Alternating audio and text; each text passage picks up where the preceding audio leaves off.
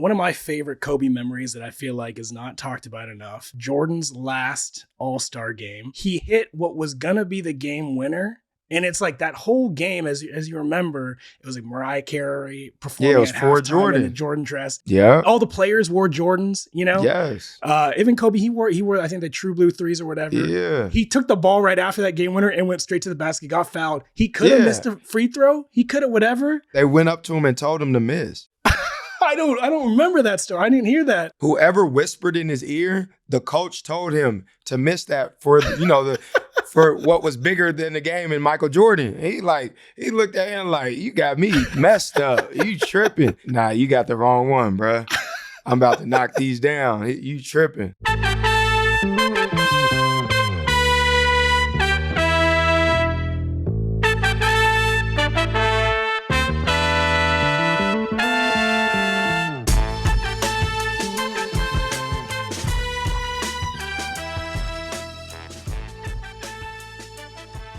Welcome to another episode of Point Game. I'm your host, C.J. Toledano, of course, joined by my co-host, Isaiah Thomas. IT, how you feeling today, man? I'm good, man. It's a good little. It's a nice day where I'm at, so I got some good energy.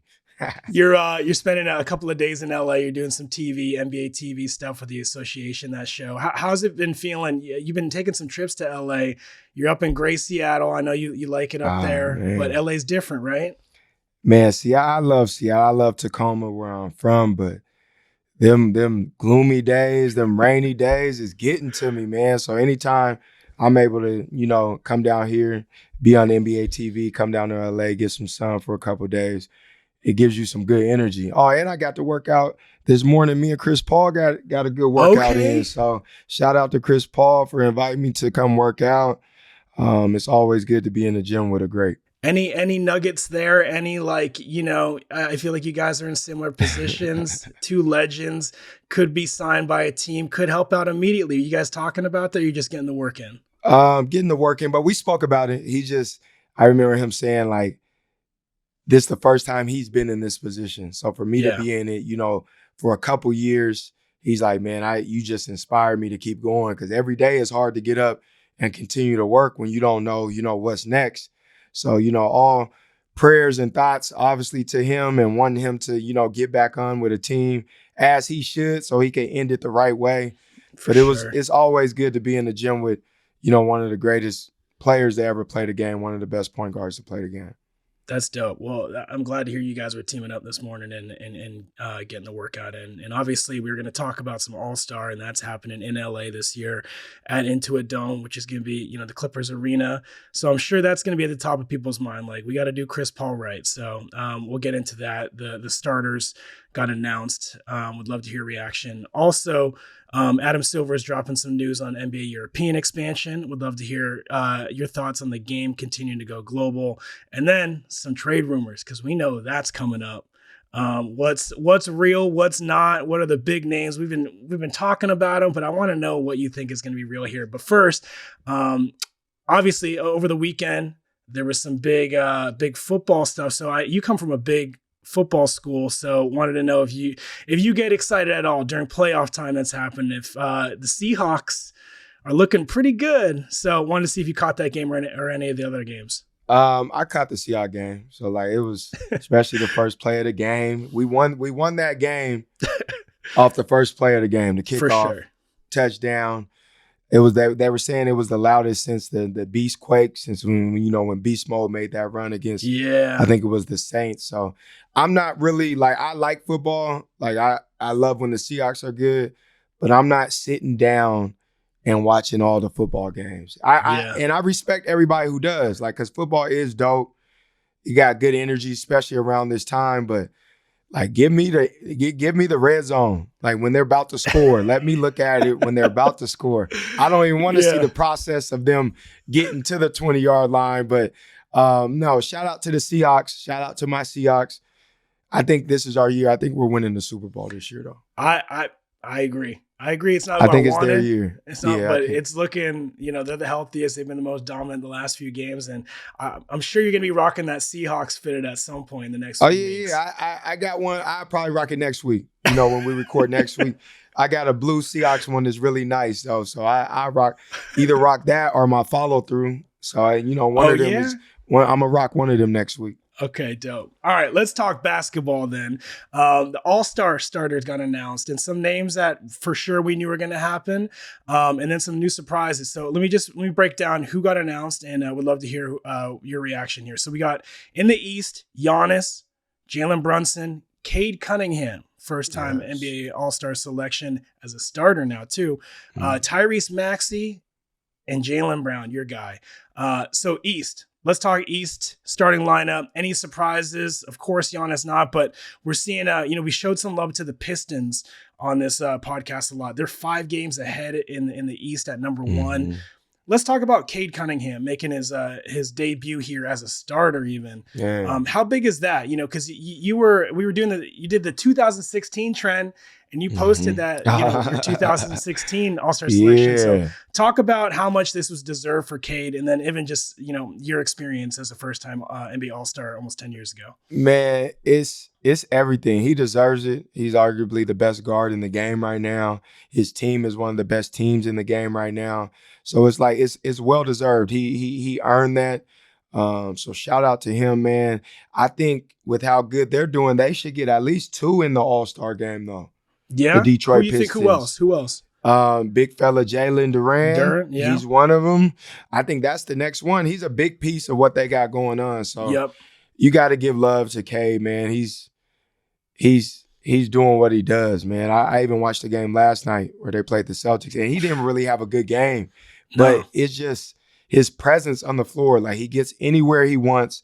He's a big guard. They got nice size, and he's strong and physical. So he's a tough cover, man. So shout out to him on his first time All-Star starting. And then to answer your question about the first time All-Stars, those times is amazing, man. Just to be able to see your favorite players, being able to interact with them throughout the weekend, just being on that level. It's a different, they say it's levels to it. Like, there's a different level to bring just a really good NBA player to being an All-Star, then to being a starting All-Star. Like, it's always a level higher you can go, and to be in that same space as all the best players in the league in today's game, is like, it only solidifies you. It only makes you that much better.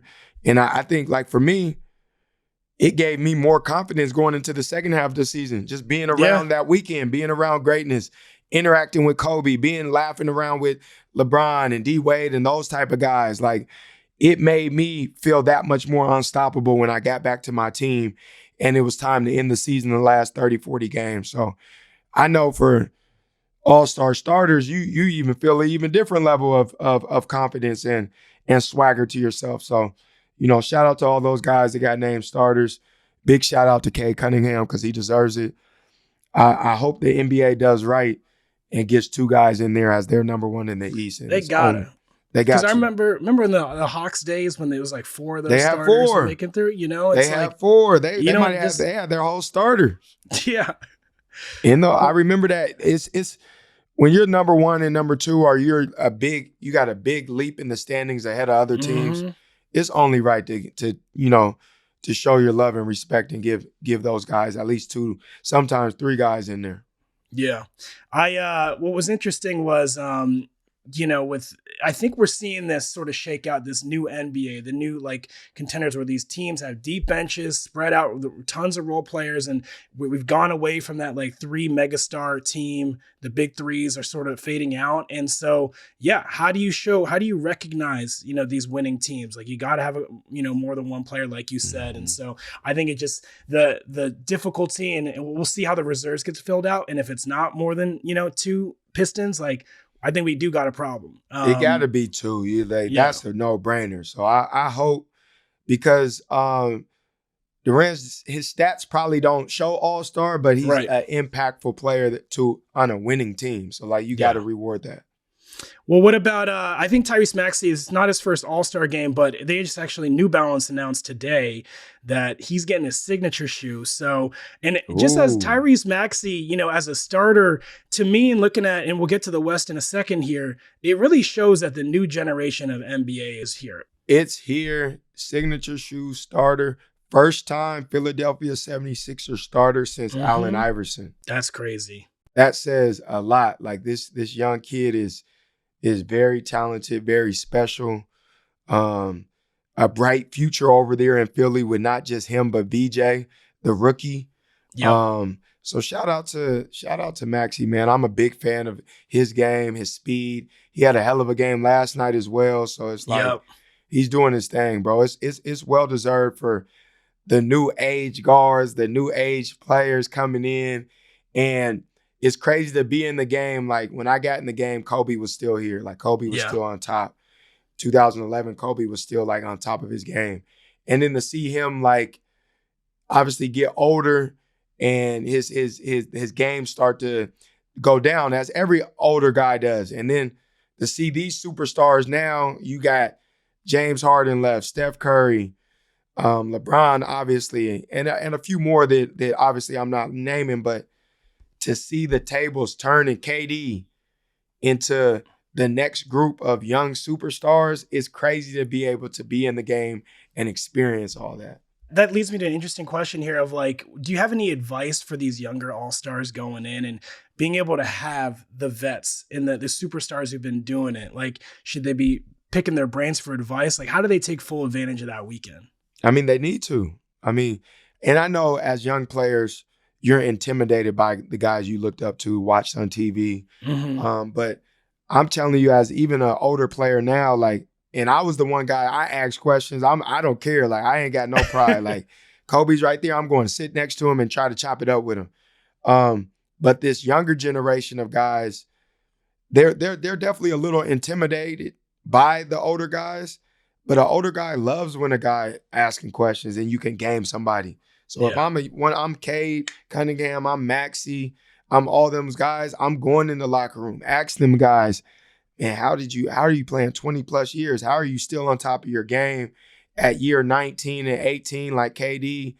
It's like, that's the answers to the test right there. Mm-hmm. And if you're not going to ask at that weekend when everybody's chill, nobody's in like in competitive state really, man, you would be tripping if you don't if you don't get some advice from the greatest players that you looked up to and watched while you was coming up. I would say honestly that 2016 Toronto All-Star, it was honestly my favorite All-Star weekend of the last, exactly 10 years.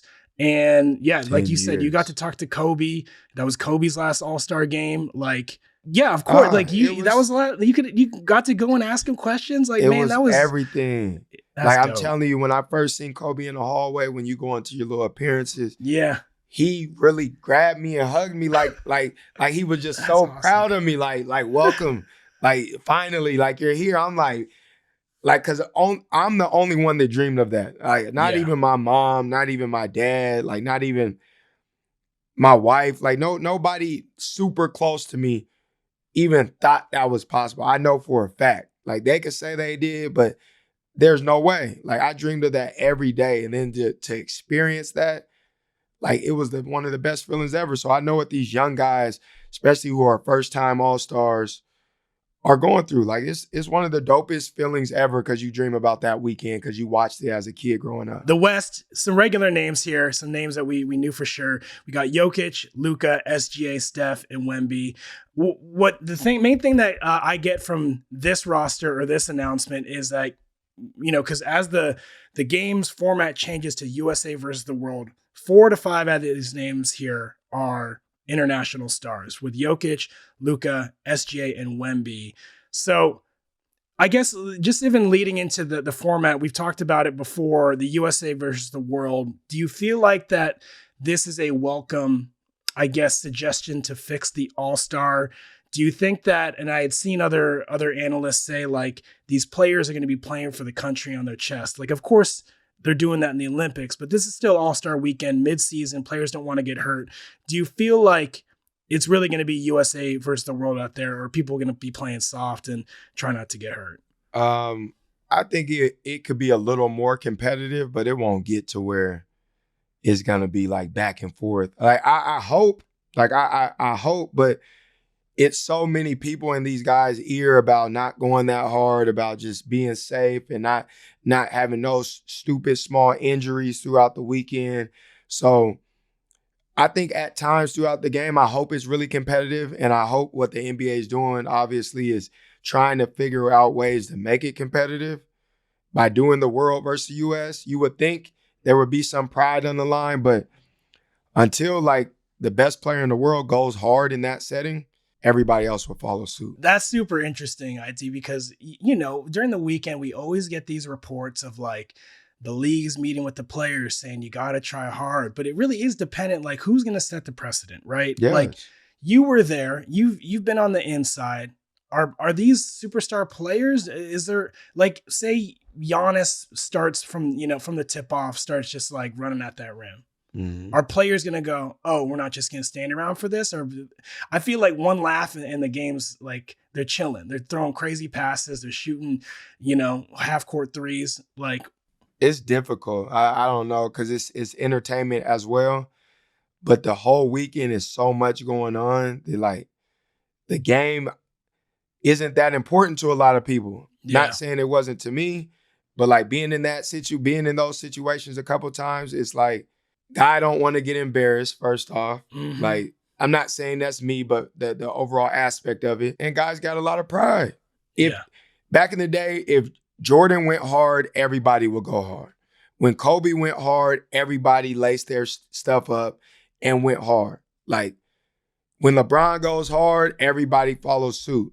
So one of these young guys coming up, if they put their pride aside and pick somebody up full court a couple times, like, you never know. Like, you don't know what triggers these guys, but I hope it's competitive at some point. Like, play around through the first couple quarters and then, like, put some money on the line. Like, that's what's going to get it. Yep. Somebody got some money on the line or something. Somebody make a little small bet. That's what's going to get guys' juices flowing. For sure. Speaking on that, honestly, it reminds me of one of my favorite Kobe memories that I feel like is not talked about enough. And people remember this. It was Jordan's last All-Star game. He hit what was going to be the game winner. And it's like that whole game, as you remember, it was like Mariah Carey performing at halftime in the Jordan dress. Yeah. It was all for Jordan. All the players wore Jordans, Yes. Even Kobe, he wore, I think, the True Blue threes or whatever. Yeah. But He took the ball right after that game winner and went straight to the basket, got fouled. He could have missed a free throw. And he could have whatever. The story where they went up to him and told him to miss. I don't remember that story. I didn't hear that. The story. Who said the story? It was whoever whispered in his ear. The coach told him to miss that for for what was bigger than the game in Michael Jordan. He looked at him like, you got me messed up. You tripping. Went to the free throw line and told him right before it. And then he looked at him like, nah, you got the wrong one, bro. I'm about to knock these down. You tripping. But that was Jordan going hard. That was Kobe going hard. You would look crazy if you didn't go hard with all them great players going that hard. So hopefully, man, things change this All-Star. We pray we got a competitive one. But I don't know. Guys got to get that mama mentality. We talk about it all the time. Let's inject it back into the All-Star game. Something. One of them young dudes got maybe Anthony Edwards. You never know. Honestly, what I like about this is that we got to remember this is fan vote too. Yeah. And the fact that we got Cade, Maxey, and Brown in there means that people are knowing ball a little bit more than we used to. These aren't just dudes showing up in commercials all the time. Nah, and they don't even really have no commercials right now. So those is fans watching and wanting to see those guys in there because they're super exciting. They're on the verge of being superstars. It's going to be a good one this year. We'll take a break here on Point Game and come back. We're going to talk some trade rumors happening in the league right now.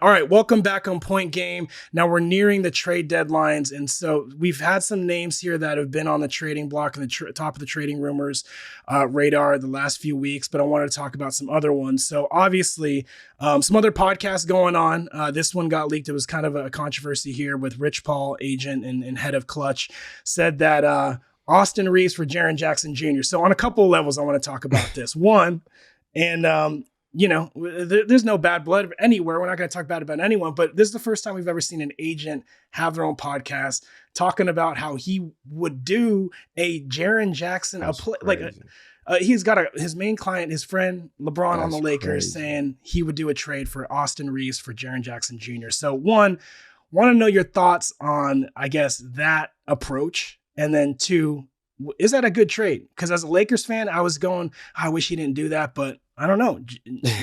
Jaren Jackson Jr. is a great player, and maybe something that the Lakers have been needing. I mean, first off, come on, Rich Paul. We can't be doing that. That's insane. Because that seems like a realistic trade, too. Yeah. Like, and then just to know who he is and what he is to LeBron, it's like, has that been conversation between y'all? Right, you just never know. But I mean, I don't think he should be on any podcast talking about trades. Like, if you're going to be on one, you could definitely talk the game, talk about what's going on in your life in terms of the agent side of things and all of that. Like, I'm cool with that. You did a trade that's really realistic and that has the world, anything you say, obviously, is going to be thought about as LeBron spoke about it as well. So, like, I think that was wrong to throw somebody out in, especially on the Lakers. Like, maybe do another team. And then nobody's really having any problems. That's a tough deal. I mean, and I'm one of the biggest Austin Reaves fans. But I think that's a good, like, to piggyback, that's a good trade. Because Jaren Jackson is better than any big you have.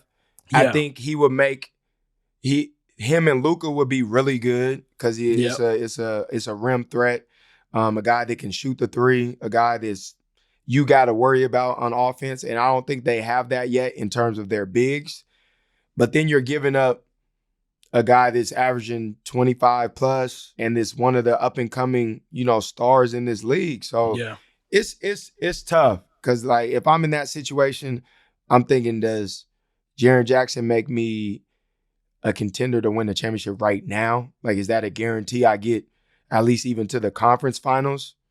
But then, like, say LeBron retires after this year.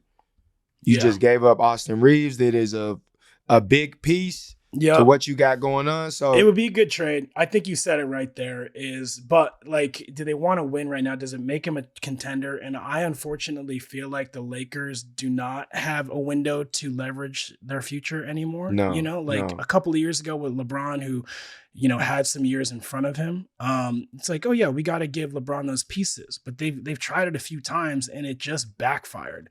And now you got Austin Reaves, who's been loyal, who could have went anywhere when he was a free agent, has said, I feel like that his deal is incredibly Lakers friendly. I think the biggest thing is too, like, the Lakers, he's their most valued player right now, other than Luka. Another name, former Laker, AD, who unfortunately has been suffering through some injuries. But I think we've all seen when AD is 85% healthy, he's one of the greatest bigs out there. For real.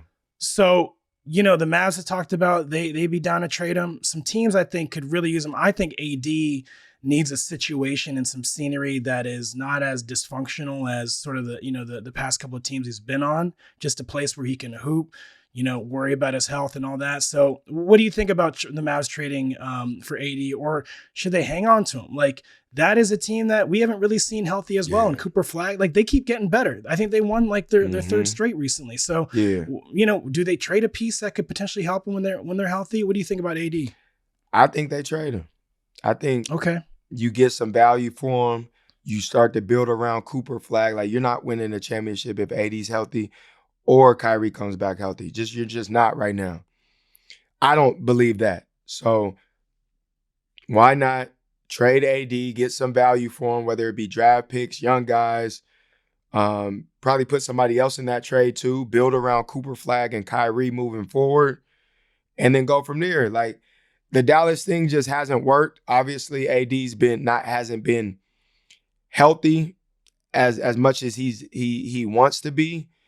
I just think that whole dynamic is it was forced, obviously, with the Luka trade. Right. It's just a time for a change of scenery for him. And I think it would help AD as well, obviously, once he gets healthy. But going somewhere, I don't know where he will go. I don't know who will want him. Obviously, teams will want him. Yeah. But I just don't know what direction you go in terms of where that's going to happen at. Yeah, I can't really off the top of my head think about, we've been looking at these trades through the lens of, like, making teams immediate contenders. I think the league is right now, the way it stands, the teams are it's sort of bottom heavy, right? So it's like AD going somewhere isn't going to make him a contender. But some of these teams need to just admit that they got to do it the long play. We talked about the Wizards. If Trey is getting there and they were talking about how he might play, he's ramping up. Like, you need a couple more vets there, like, because they lost CJ, who was their great vet. Like, you get AD, who's a great vet, but also a dominant force when he's healthy. You got Trey Young, that combo right there. I think that would be like, good. You got Trey Young. You're coming in next year with Trey Young and AD. You got the young wings. You got a couple young guards. That shows that you're making progress and moving forward. Like, you're not saying you can win a championship with that team. You can get to the playoffs, build year after year for a couple years. In 2 years, 3 years, maybe especially in the East, maybe you're in the second round conference finals. And then you got to, obviously, it's towards the end of AD's career at some point, but that would be a good little place. And it's DC. Like, DC is a nice place to live, too.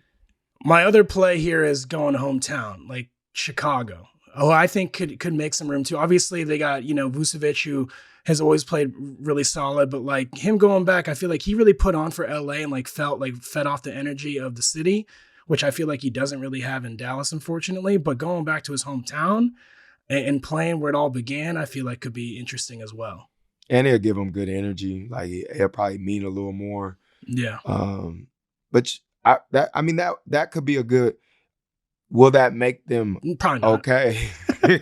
That's the only thing. Is like, you might want to go back to the crib, but are you cool with not being good for a couple years? Like, that's like, not even saying they won't be good, but like championship contending good. That's a no-brainer. That's a no-go. Okay, and finally, I saw this report. We've been talking about this potentially happening, but here's an interesting wrinkle. So the Knicks have discussed trading Cat. And so I was like, okay, so this is starting. It's going to be Cat for Giannis. But then they said Magic, Hornets, and Grizzlies are who they were talking to. Oh. See, those type of trades is definitely going to be a 3-team trade and a few players. But I think the Knicks need to give up Cat. I think. But you got to only give them up for Giannis, right? Who you're else not giving them up for some role players or any. Nah, it's a star for star. It's a star for star, and you probably going to have to give up a little more. But yeah, I'm making that move if that's available. And you're making that move like with Cat, who he's been on the Timberwolves when they've been successful. The Knicks have been successful, but there is something about Cat where he's a 7-footer, and he's an incredible shooter at 7 feet tall. But sometimes these teams just need their 7-footer to be a big presence in the post. Is that sort of the number one criticism? Yeah, like you're just a 7-foot guard at this point. Like, he doesn't go in the post enough. And when he is in the post, he makes stuff happen. But I know that's not how the game is, and guys don't want to bang like they used to. But I feel like he has to be able to switch it up a little more, like do a little bit of both. Like, especially when there's mismatches and stuff. I think he tends to just stay around the top of the key, the 3-point line, and fire away. And he's one of the best 3-point shooting bigs. So you can't take that away from him. But I would like to see him be a little more versatile and doing more things that closer to the hoop at times. And it was like, because a little snapshot of this season on the pod, we were like, ooh, the Knicks are winning. They're on a win streak, but then they just lost a few games and everyone's in panic mode. They lost 9 out of the last 11, fam. So that's all it takes. They're like, we can't. So, they're saying fire Mike Brown. They're doing all that, how New York always does it. So it's like, it's crazy. They lost 9 out of 11 and they're still like in 3rd or 4th place. That's how good they was really playing. Well, and the Celtics are second in the East. Yes. It was supposed to be a down to be rebuilding season. Like a down year.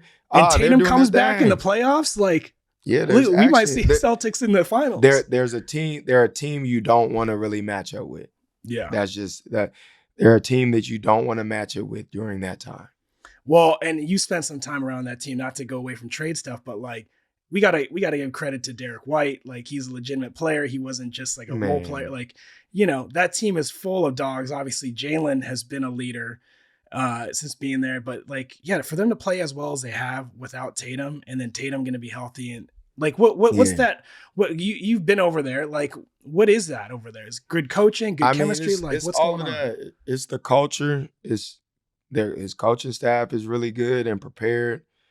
They have really good players that are like next mentality up, next man mentality, um, mindsets, and they got really skilled players. Like Peyton Pritchard's really skilled. Derek White's really skilled. Obviously, Jaylen Brown is taking his game to another level that guys didn't think he can be the number one option and lead a team. And he's doing that. And he's playing on both sides of the ball. Like he's one of the best two-way players in the game. So I think they got championship experience. So no situation or no game is too much for them. And that's like a skill to have.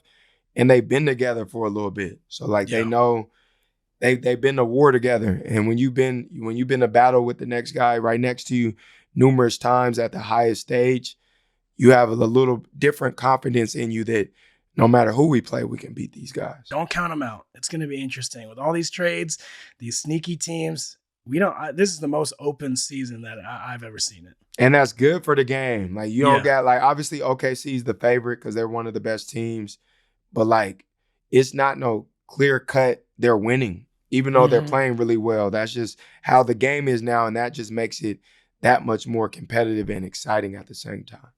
For sure. Okay. We're going to take another break here on Point Game. When we come back, we're going to talk about the league going even more global with Silver talking about expansion. And then we're going to do our no days off and award some players that everyone needs to be talking about. We'll be back on Point Game.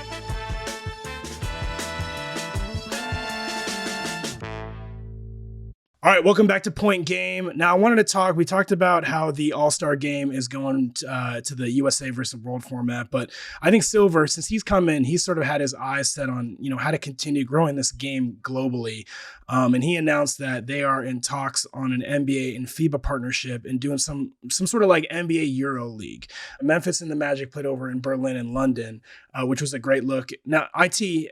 You during your time in the NBA, did you go overseas? I know you were even looking at some EuroLeague stuff. Like, what do you know about over there? Is this a good move, or should the league be, just continue to take care of the product back home? It got to grow. It's only right for the game to grow. So Adam Silver's doing the right thing and expanding it to different countries, for different countries that be able to have the access to see players they only see on TV. The game is global, man. So it's a dope experience, not only for the fan that doesn't get to see these guys on the regular, but for the player. Going to these cities, experiencing the culture, the different cultures, eating the food, just and experiencing that love that other countries give you. It's like it's a no-brainer. Like what Adam Silver's doing is genius. It's only right.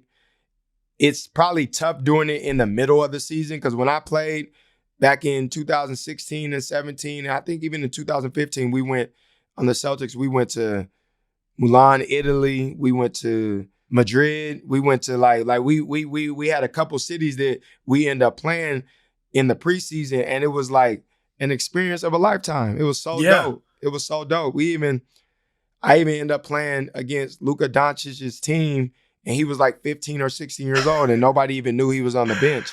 That's crazy. How crazy the game is and how things just change and turn, and now he's one of the best players in the world. Like, so it's dope to be able to experience that, to see those things, and for the NBA to expand. The NBA should be everywhere, man. It's so big. The world watches it. It should be the best players in the world around the world, somehow, some way. That's such a cool story. You're saying like you're playing against Luka. You didn't even know who he was though, right? I didn't He was know just like who he a kid, was. right? Like the only way I remembered it because when he got to the league, he mentioned he's like the first NBA players I seen or NBA team I played against was Isaiah Thomas and the Celtics, and he ended up getting in that game I think towards the end.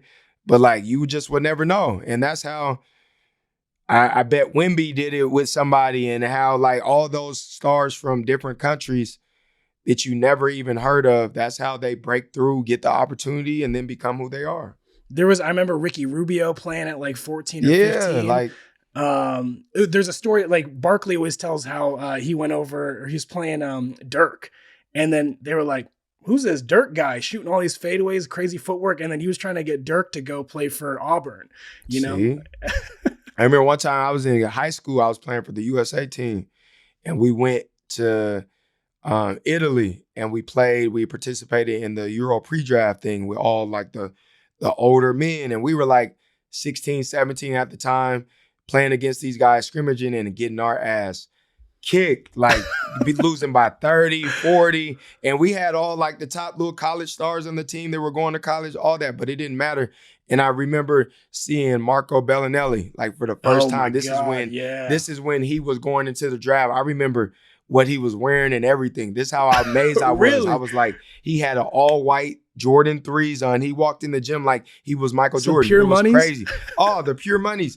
Walked in, and everybody, like his aura, his energy was like, damn, that's that dude. I didn't even know who he was until I asked, and they were like, man, he's going in the draft this year. He's going to be a top 10 pick. He's one of them dudes. And then we play against him and stuff. Like, I thought he was like Kobe. Like, I thought he was that good at that point because I never seen no guy make every shot. He's fading away. He's doing stuff that you only see on TV. Yeah. But, like, that's where the game has taken everybody, to where you can go to a different country, run into a person you never seen, never heard of, and then 5-10 years later, he'd be one of the best players to play the game. Like, it's crazy. Shout out Marco Belinelli. Honestly, I told you before, I was a fan of the Bulls, Nate Robinson, those teams where they would always get some guys like Marco Belinelli, and I was like, who is this guy? And he was doing those fadeaways. He was doing all these, and his hitting threes. like he was doing all automatic. that. But then he had this aura of like a race car driver, you know? Yes. But back then he had an aura like he was Kobe. He walked in, I told you, with the all white threes. He had some NBA socks in. I'm like, oh dang, he must be cold. Didn't even know who it was. I was like, dang. Man.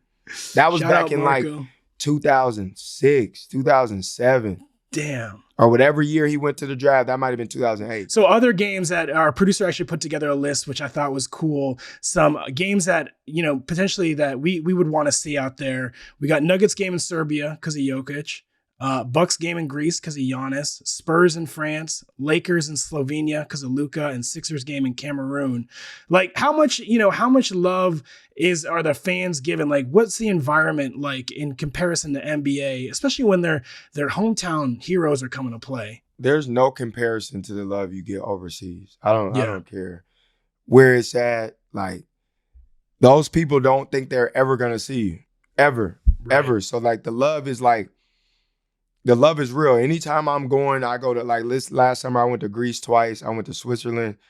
Like, it's like you would think I'm Michael Jordan. Yeah. Like the amount of love and how crazy they go for you. So the NBA should do that every year, to where, especially the top dogs that are foreign, they should have a game in their home city to just bring awareness of the game of basketball, bring the NBA. That would be cracking if they did that every year. Obviously you got to be a superstar or star. Yeah. And you go back to the crib, be able to play and get that experience. Like, that would be, man. Here's how I think they could do it too. Especially to get, because I feel like the league, and Melo was just talking about in his podcast of, like, you know, and you've gone through it too, of like, the league is just so filled with talent, right? So we have guys who can clearly play right now who aren't on teams, right? So if they're going Euro League, you put Luka on Slovenia, you take away some of these guys, but then you fill those spots with some U.S. players on these teams. So you're saying really making an expansion and them having a team. And like, it's separate from the NBA. It's NBA Euro. It's NBA Global, you know, and so it is like an Olympics, but it's more so just like for like a couple of months or something instead of in season. Sure. Yeah. If you could do like, even if you could do like a month friendly or whatever, where you do a month and all those guys are on the team where they're from. And then, like, I get it. You're gonna have to pay so much more for these guys. But put the money where people want to watch. You know, for sure. No, I think it would be dope if you can make it happen. G League guys too, like the younger guys who, you know, you want them on a team. Mac McClung's, you know, just get like, I guess it's like more of like a reoccurring like World Games. No, that it could make sense. Yeah. It can make sense. We're always spitting ideas on how to fix it. That would be dope. If somehow they can make it make sense, I would. Like, I know if they can, they're definitely gonna expand. All right, let's go into our no days off segment. You've been watching Hoop. We've been watching it. Who are some names? Or actually, let's do a little reminder for anyone who's just locking in the podcast for the first time. We call it this segment "No Days Off," where we give some love to a player who's not getting that TV shine, not getting all the posts on social media, but who's really, really stepping up and killing it and deserves some love and deserves our flowers. So, IT, who are you giving it to this week? No Days Off. This week, no days off. Over there, our guy over there on the Atlanta Hawks, Nickeil Alexander-Walker, has been doing his thing ever since the trade. He's been obviously playing more in the starting lineup, getting minutes, but even before the Trae Young trade, he's really been balling. Every week, when I look at the box score, when I look at Atlanta Hawk game, he's giving you 26, 22, and let's not forget he plays both ends of the floor. Like, he started his career as a lockdown defender. The last couple playoff appearances he's had, that's been his job, is to guard the best guard, hit his open threes. And he's expanded his game even more in terms of making plays off the dribble, knocking down his three consistently, really being a dog out there for the Atlanta Hawks. So, like, I got to give a big shout out to him, our no days off winner. We're always looking for the guys that don't get the love. We're always looking for the guys that don't get the media light on them, but we're going to shine the light on our guy Nickeil Alexander-Walker over there in Atlanta, the cousin of SGA. Yep. So he got a little bit of SGA in his game, and I know he'd be wearing the Converse and all that. So maybe SGA's game is spilling over to Walker's game. So shout out to him, man. No days off winner for the week. Keep doing your thing. Stay on your slow grind. Dope. And just piggybacking on that, I think that's why we saw the trade, the Trae Young trade happen. They got a bunch of guys who deserve to have the ball in their hands more, and they just got it covered right now. And so they cleared up some cap space. They won't have to re-sign that giant contract that Trae's getting in demand. So shout out to that. It's nice when you like correct a problem, by bringing in a guy like Nickeil who's really stepping into his contract in a big way. So shout out to him. This has been another episode of Point Game. Any parting words, IT? For the fans out there? Just keep tapping in with us, man. We need more viewers. We need all of that. We need the love. Tell us what you want to hear, what you want us to chop it up about. Even if you want some real deal stories, I just think in the back of my head of all the dope experience I've had in my career. But, shout out to you. Shout out to everybody involved. It's a wrap. All right. This has been Point Game presented by Follow Through, Slow Grind, iHeart, and DraftKings. We'll see you guys next week.